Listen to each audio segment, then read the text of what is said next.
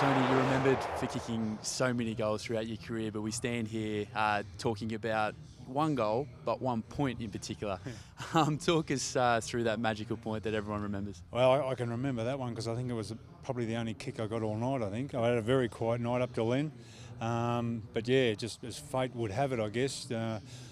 Ball landed in my hand with not long to go and siren went. I knew all we needed was a score, which was a bit of a relief because it just gave you a little bit of room, and just lucky enough that we got a point and we made it through the grand final. So it was a great point.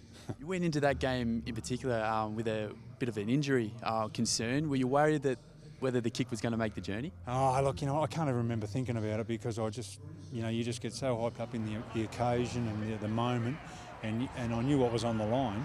And you just shut it out and you just go back and you just do what you do. But yeah, that was the last thing I was thinking of at the time. The scenes afterwards was just amazing. Teammates running from everywhere to get around you. I know that in your career you weren't able to win a premiership, but so was that moment one of the highs of your career? Oh, absolutely. I mean, that's what we play for. I mean, that's what all the pre-season, all the games, the training, everything comes down to that. That last week in September. It's sort of the greatest day that you can have as a footballer, but a huge disappointment too not to win it. But just getting there was fantastic, and I got great memories of it, and really appreciate it happening. It was just fantastic. From a team perspective, we go to an individual achievement now, and it's that 1300 goal. Talk us through the moment before and the scenes afterwards. Well, yeah. I mean, I know there was a bit of hype about it with it, and I think I needed 3 going into the game, so I was keen to, if I could get it done with and get on with the game, sort of thing. But I guess the way it panned out right on quarter time, and the amount of people that rushed the ground and that, I just actually did hold the game up for quite a while. But look, that's what it's all about, It's just a great moment, just to be there. So, yeah, just soak it all in and enjoy it. And then, when the door cleared, then get back into it. It's a record that will probably stand the test of time. Was it something that you set your mind on, or did it even come into any equation when you first started in the AFL? And, I mean, are you pretty proud of that fact? Look, no, I certainly didn't think about it at all.